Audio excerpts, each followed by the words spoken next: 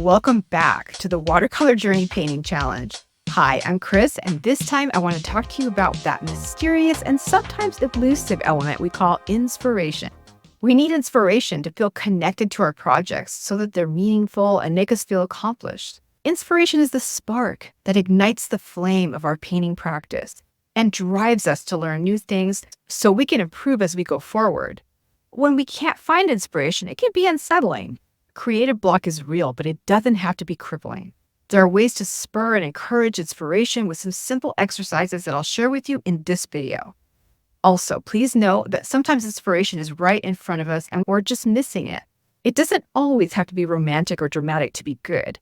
Yes, those inspiration butterflies are super exciting when they show up. As I mentioned last week, wonderful inspiration can be sitting right in front of me, and it might be more basic and simple, but that doesn't make it any less beautiful or valuable. So how do I handle those moments when inspiration is elusive?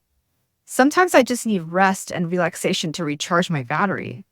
Fatigue is a very common source of creative block, and it can be only fixed by backing off and taking a break.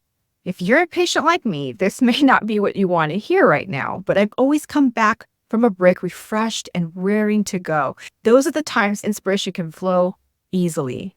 If I've already done that and I'm still stuck, my next step is to be proactive and take inspiration into my own hands.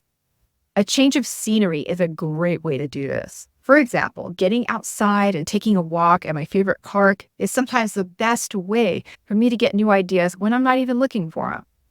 Going to the library or purchasing a new picture book that is a feast for the eyes can do wonders to spur new thoughts.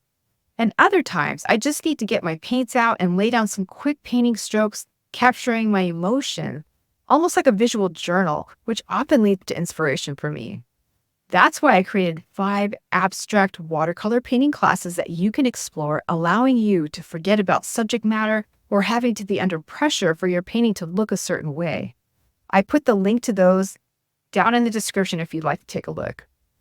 Another way to break creative block is to do something you love. If you like to read or watch movies, you could easily get inspiration from either of those. If you love music, go listen or play some.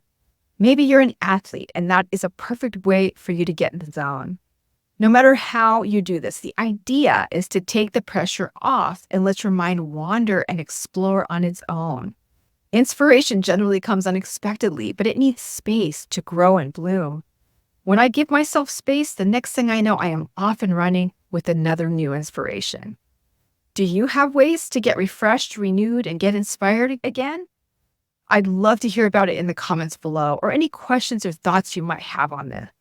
If you're looking for new inspiration, I hope these tips helped, and I encourage you to believe that if you're not inspired right away, that you can do some things to get it going. And please share your thoughts with us in the Kind and Supportive Challenge Facebook group. If you're not in there yet, you'll find a link to join us and to sign up for the challenge below in the description.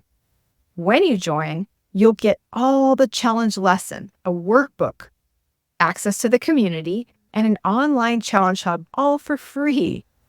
So you don't want to miss it. You might even see your artwork featured in one of these videos later on. In fact, that's the perfect cue for me to share some of the beautiful projects that have been posted in the community recently from our challenge members.